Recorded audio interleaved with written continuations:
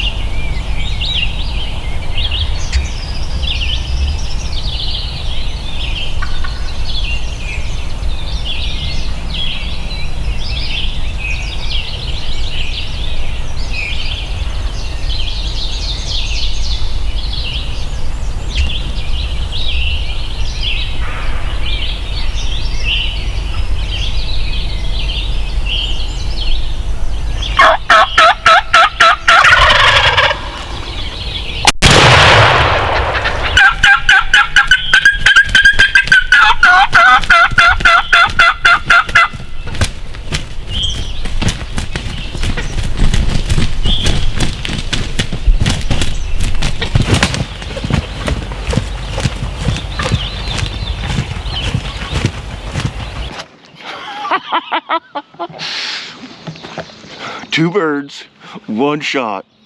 Oh, yes!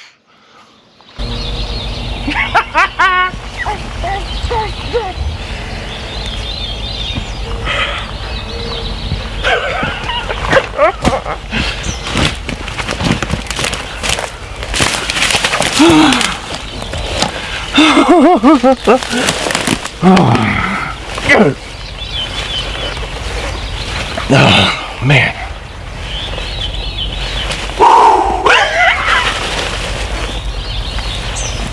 6:03.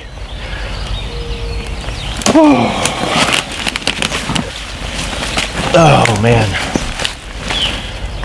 it's been a rough year.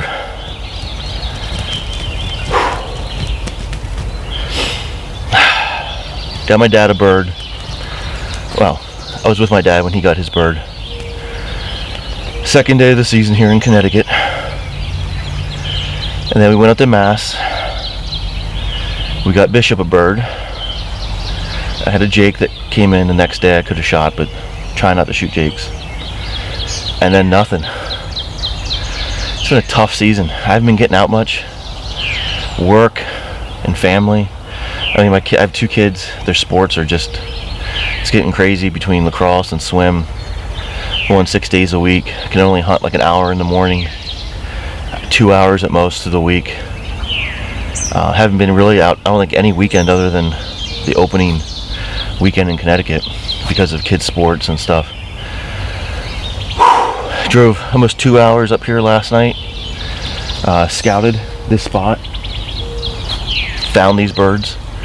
Figured out a game plan on how to access them. You know, legally to access the property.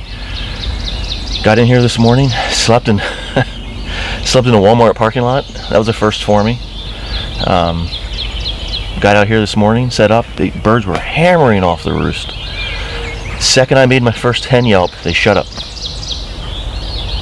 And I had birds gobbling behind me, which is another piece of property that I can hunt.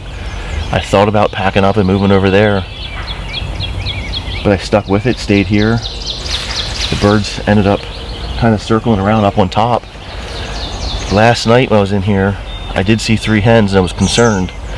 And I must have walked underneath them in the dark because they end up being back behind me. And these, you know, as you heard there on the video, started going back and forth with the hen. These gobblers weren't really responding to my calling until this hen fired off. And then I tried to pick a fight with her, and luckily I pulled them down into my decoys. You know, if I wouldn't have had the decoys out today, I don't think I would have gotten these birds. I think they would have stayed up high and they would have worked out towards those hens. I don't know if the GoPro picked it up, but when I went to go get the bird, the hens were just here about 60 yards and they would have probably most likely taken the toms up and away. So I'm going to sit here, I'm going to fill out some tags, I'm going to enjoy this moment, and then I was going to head to New Hampshire this weekend. It's going for 98 degrees this weekend. So I don't know if I'm going to spend almost $200 just to hunt 2 days. So I might go back to Connecticut tonight, see if I can punch a Connecticut tag, and if I get 3 birds this season, I'm happy. So, man, it feels so good after grinding it out almost all season. Hey y'all, so as you saw in this video earlier, Dan smashed 2 turkeys this morning. So we thought we'd take a few minutes and just show you some of the things that you can do with turkeys. I'm no professional at this, a lot of good YouTube videos out there, but I'll show you like what I like to do. So one thing is, you could take a knife, especially if it's a double beard, and cut through here, but you want to try to leave as much meat off of this beard as possible. What I like to do is I just pinch it and pull the beard right off, and that's a darn good beard. Another thing I like to do is I come in here where the turkey's joints are, and I'll just kind of take my knife and cut around where the joint is, kind of break that off, and you could just feel with your knife and it comes off. So you could set this thing up somewhere, put something on top of it. I used to have, like at my old apartment, I had the perfect place to put these, but you could set something on top of it and wedge it, and it'll actually dry this foot like this if you set something on top of there and wedge it. So, but what I like to do just real quick, since I got Dan here videoing me, I like to, and we're not sponsored by Busch Light, we just like it. I like to come in here with my little hacksaw, and I'll take this thing and I'll go right under that spur on both sides.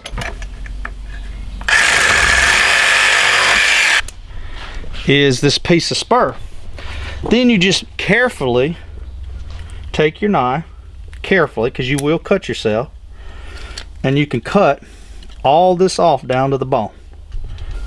And then once you get it nice and clean to your liking, just take a piece of wire or something and run up through this hole. Little screwdriver here that belongs to Dave, and you get that marrow out. So you got a hollow hole, and what you can do is just take you a piece of string or something and stack them up on this, and you can see how these are. I mean, you could get these a lot cleaner and a lot wider if you wanted to, but I like to put them on there. Another thing I like to do is take the tails off. So if you just kind of get right up under here, you can feel the fatty portion, and just kind of get your knife. You can feel kind of where the bone and the tail fan meets, and you just kind of saw right straight through, and you have a fan. Now, what a lot of people will do, and there's great videos online, is they'll pull all these feathers out to not have any meat on the bones, any meat. They'll pull all the feathers out, and then they'll glue them back together with like some JB Weld, and they'll take super glue or hot glue and they'll glue all these little feathers back on. That way you have a fan without any meat. I keep all my fans down in the basement, so I just kind of come behind it. I cut as much meat off as I can, which is relatively easy. I'll trim all that meat off, and I'll just take me a piece of cardboard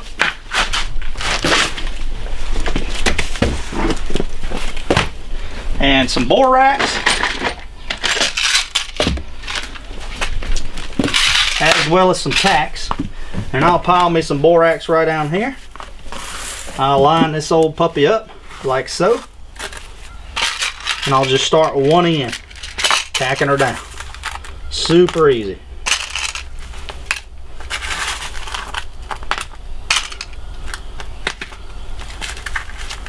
But basically that's the general concept. And it'll, you know, I'll let it just sit for honestly several months. I'll dump more borax on it and you know, neaten it up a little bit. But that's the general premise there. Well, if you like this video, smash the like button, subscribe to our YouTube channel, and follow us on Facebook and Instagram. Thanks for watching.